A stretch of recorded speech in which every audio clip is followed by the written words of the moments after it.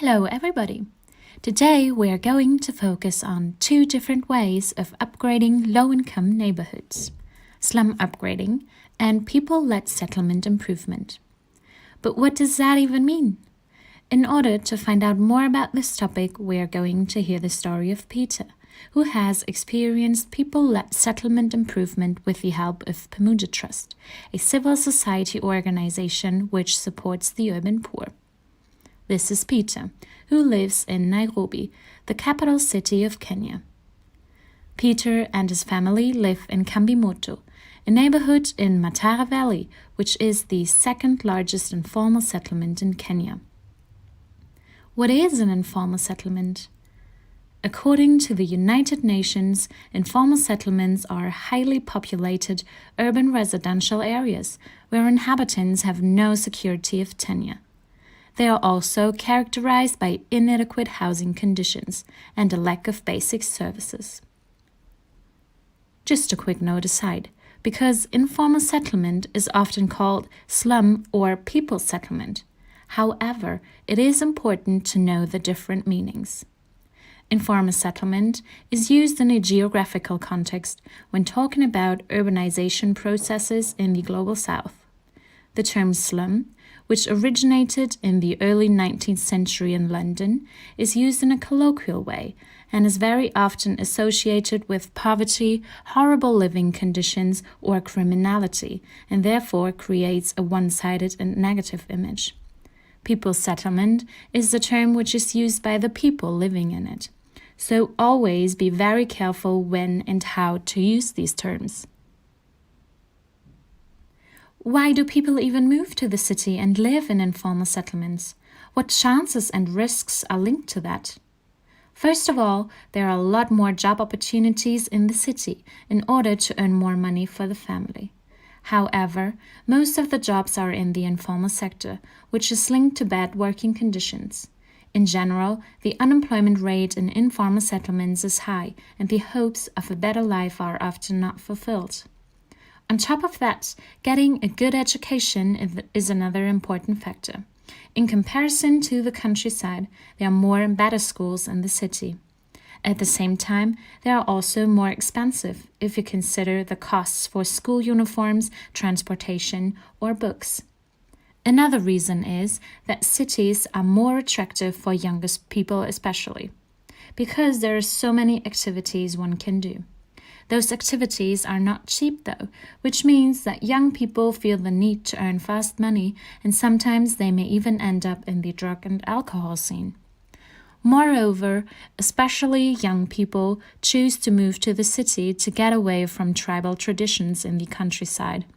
However, context to people of the same background is important for the safety net in the city and creates a feeling of belonging somewhere. But what are the living conditions in an informal settlement like Matara? Let's have a look.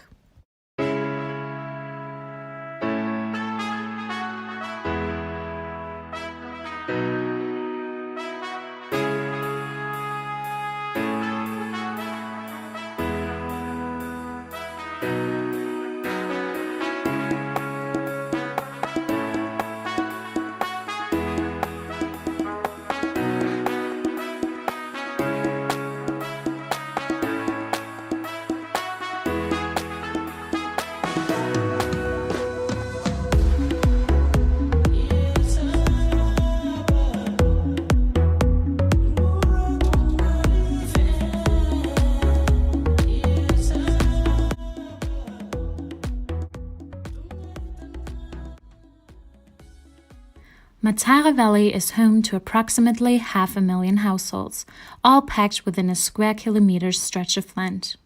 Their houses are made of iron sheets or other materials such as plastic foil or wood.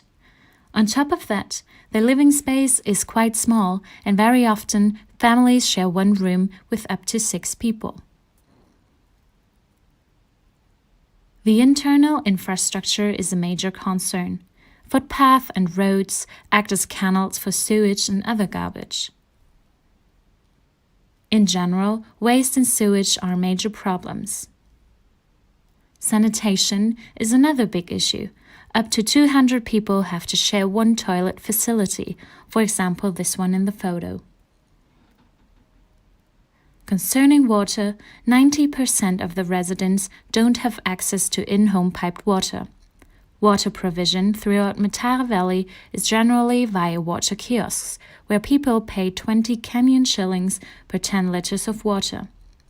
The quality is inconsistent, with frequent contamination from broken pipes, which might even cause diseases in the worst case. Overall, the people living in informal settlements are confronted with severe issues that make life difficult. Also, Peter and his family have lived under these conditions for many years, until he has experienced people-led settlement improvement with the help of Pamoja Trust. But what is Pamoja Trust and what do they do? Let's ask Diana, who works for Pamoja Trust. Pamoja Trust is a civil society organization based in Nairobi, Kenya. Our core work revolves around organizing people around their issues, and this organizing aims to help them negotiate for their spaces and to negotiate for utilities. Basically, it gives them bargaining power with the government. Really, this is always around people in informal settlements. Within the framework of development work, Pamoja Trust works together with MISEREOR, a German organization for development cooperation. MISEREOR supports Pamoja Trust on the one hand through financial support, and on the other hand by giving guidance and advice to find solutions together to improve the lives of the urban poor, including Peter. How do these settlement improvement processes look like? To get a better understanding, 2 different ways of settlement improvements will be explained in the following. The first one is called Slum Upgrading, which is managed by the government. The second one is called People-led Settlement Improvement, which is managed and organized by the community itself with support. Let's start with the first one. This upgrading process is managed by the government of the state. The state removes the existing settlement by taking it down. This means that people must leave their homes and old neighborhoods behind and get relocated to a new settlement. In their new settlements, they are promised a better infrastructure with access to water and sanitation. However, very often people are removed to the outskirts with no better living conditions at all. The second settlement improvement process is managed by the community itself with the support of Pamoja Trust and others. This is how Peter and his community have experienced an improvement of housing conditions within their settlement. First of all, Peter and other people of his neighborhood have formed a community. With the support of Pamoja Trust, they have collected data by mapping and enumerations through satellite images and surveys. This process helps to outline the current situation and sets the base for upgrading priorities and strategies. Within their community, they have created a savings scheme where every member pays a certain amount of money on a regular basis. Peter keeps track of the savings by writing them down in a savings book. In order to increase the fund, Pamoja Trust helps those communities to bring on board government agencies, local authorities, and other development agencies like MISEREOR. Whenever they have enough money, the community can plan and rebuild the neighborhood. With the self-managed, people-led settlement improvement process, the neighborhood Kambi-Moto, where Peter and his family live nowadays, could be re-established. It is a bottom-up process where the people are active agents of change. Pamoja Trust and MISEREOR support those communities by giving them guidance, advice, and financial support. What opportunities do people have through these settlement improvements?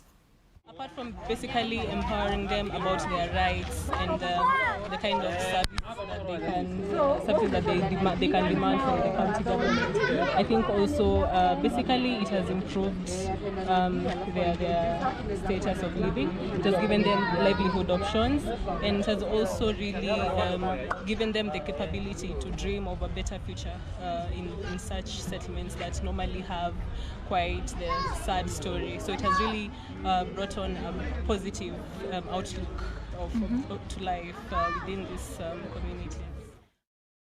By the way, this is Peter in real life standing on top of his new house.